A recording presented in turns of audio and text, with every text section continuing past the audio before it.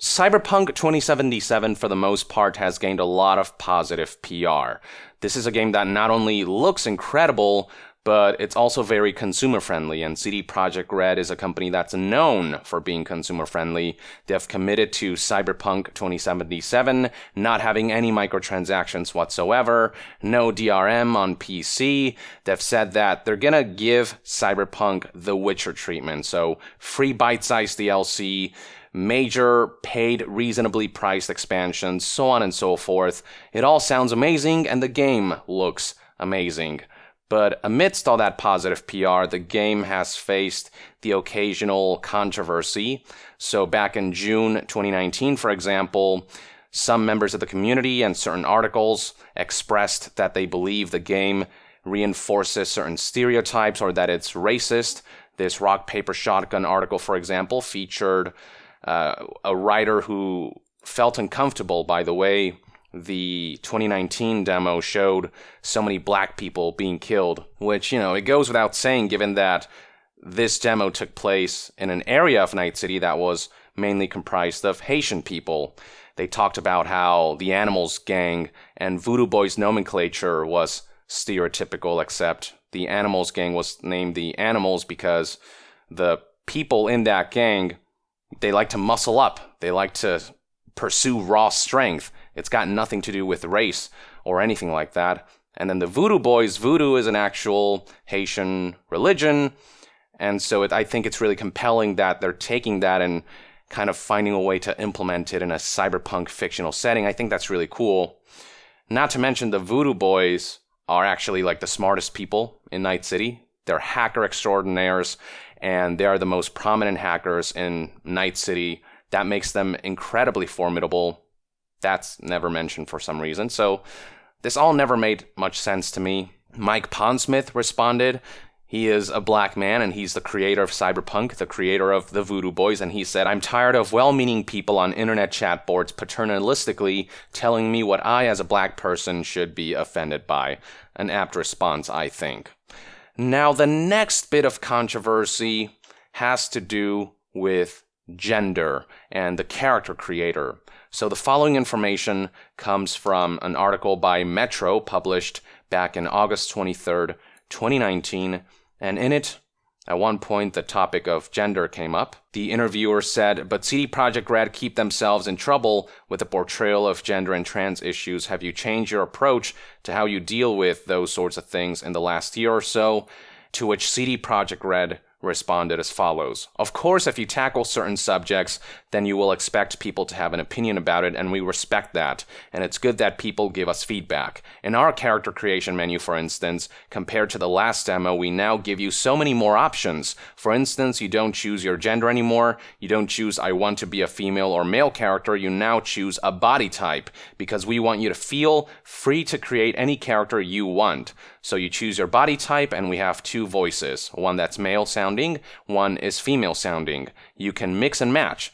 You can just connect them any way you want, and then we have a lot of extra skin tones and tattoos and hairstyles. So we really want to give people the freedom to make their own character and play the way they want to play." Now, as soon as this quote began to spread around the internet, a few headlines began to crop up that were along the lines of CD Projekt Red has removed gender from Cyberpunk 2077.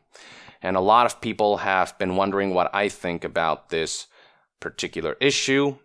And I, for one, think that saying gender has been removed is a mischaracterization of what's actually going on here. And I'm not too sure why this is such a big controversy. So let's take a look at character creation as it is now. The label here just says body, and you can choose a male preset or a female preset. That's how this looks like now. Whereas in the older demo, the tab here reads birth record, and you can choose male or female. Now, I don't know if this is the final version of the character creator. I'm assuming it will continue to evolve, but basically the controversy stems from people thinking that you can no longer play as a male or female, you're just playing as a character who is genderless. And that couldn't be further from the truth. What we're looking at here is a system in which certain barriers are kind of broken down so that you can mix and match and role play whoever you want. So if you want to be a male character, you can still do that. All you have to do is choose a male body type, choose a male voice, pick out a male hairstyle, and you're fully male.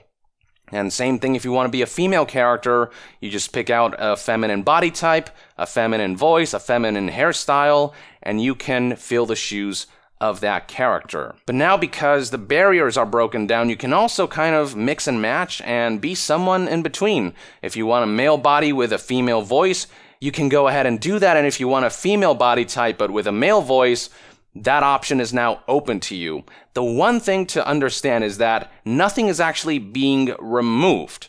Things are just being changed and things are being sort of opened up so that you can mix and match more, so that you have more character creation options. That's really all this comes down to, and that's more role-playing opportunities, which I think is fantastic in a role-playing game. You can be a male, a female, you can mix and match. Nothing's actually being lost. That's important to understand. You can still play as either gender, but now you have kind of more options, and this all especially makes sense in a cyberpunk setting, where transhumanism is sort of at the core of the genre. You know, a male can change their voice really easily with cybernetic implants. A female character, a female individual can tweak their voice with a cybernetic implant. They can get whatever hairstyle they want. Body modifications is just, it's at the core of this genre. So that's why we see screenshots like this where you've got a female individual or someone with a female body type donning a whopping big dong. And that's just par for the course in the setting. That's something that can be done so easily in a world where technology has advanced so much that switching out body parts, getting your voice replaced, mixing and matching things, like that's nothing in this world. It's commonplace. So it all ties thematically really well. And from a gameplay standpoint, from a role-playing standpoint, it just opens things up more. You just get more. If you want to stick to your male character, you can do that. If you want to stick to your female character, you can do that. But if you want to get a little wacky with it, or if you identify differently and you want to try role-playing as a character who maybe is kind of in between in the spectrum of gender, that's an option. It's just more options and more role-playing opportunities in a role-playing game. And I'm not saying that every role-playing game has to do this. There are certain role-playing games where you just play as a set character. You know, like Witcher, you only play as a male. You just play as Geralt of Rivia, very sad character. But with Cyberpunk, they're trying to create a game where you can really customize your character, and to just provide more options on that front is fantastic. That's beneficial to everyone. Nobody's losing out on anything through this new system. And important to keep in mind is that this is nothing new in the realm of video games. As Forbes aptly pointed out in their article on this front, the thing is, we've seen this in other games. Saints Row 2 did it 11 years ago with a gender slider that went from male to female with 98 points in between. And more recently, Dauntless gave players a wealth of customization options that allowed players to select their body, face, voice, and preferred pronouns independently. So let's take a look at Saints Row 2's character creation for a minute. So in this game, you start out by selecting one of two presets, male or female.